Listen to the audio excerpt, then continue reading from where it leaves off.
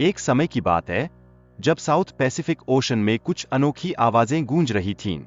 यह वह स्थान था जहां कई सालों से एक विशाल जीव की संभावना जताई गई थी। यह आवाजें सुनकर लोग हैरान रह जाते थे और यह घटना एक रहस्य बन गई। फिर 2012 में नेशनल ओशियनिक और एटमॉस्फेरिक एडमिनिस्ट्रेशन ने एक नई जानकारी साझा की। उन्होंने बताया कि ये रहस्यमय आवाजें दरअसल ग्लेशियर्स के हिलने से उत्पन्न हो रही थीं। यह सुनकर सभी को यह रहस्य थोड़ा और स्पष्ट हो गया। अब हम पॉइंट नीमो की बात करते हैं। यह स्थान ओशनिक पोल के पास है और इसे दुनिया का सबसे वीरान क्षेत्र माना जाता है। यहां से करीबी जमीन 2688 किलोमीटर दूर है और इसकी विशालता इतनी है कि इसमें रूस जैसे बड़े देश भी समा सकते हैं। लेकिन क्या आप जानते हैं कि यहां जीवन की संभावनाएं लगभग शून्य है। यहां का पानी ठंडा है और न्यूट्रिएंट्स की कमी के कारण समुद्री जीवन का अस्तित्व बहुत मुश्किल हो जाता है। यह स्थिति एक अनजानी दुनिया की तरह है। यहां की गहराई लगभग 3700 मीटर है और इतने गहरे पानी में सूर्य की रोशनी पहुंचना तो नामुमकिन है।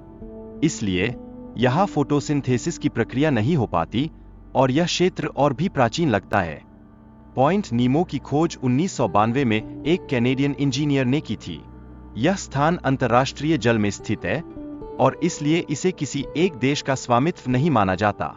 इस विशेषता ने इसे और भी रहस्यमय बना दिया।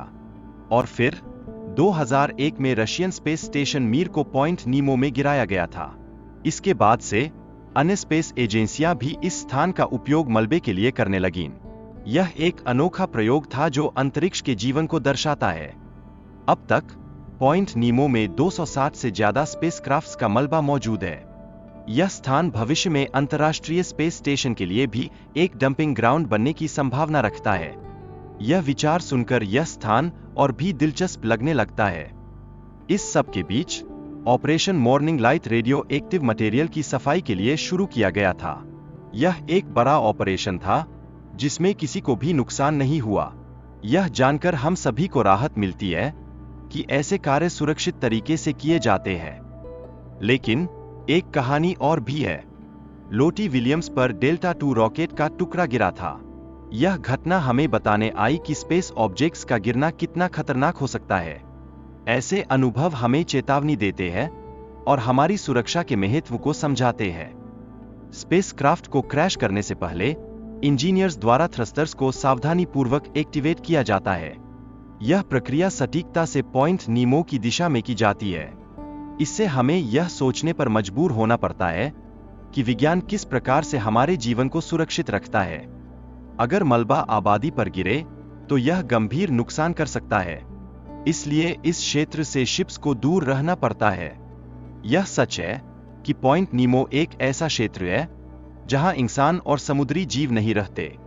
इसके विशाल क्षेत्र का मुख्य उद्देश्य मलबे को सुरक्षित रूप से गिराने में मदद करना है।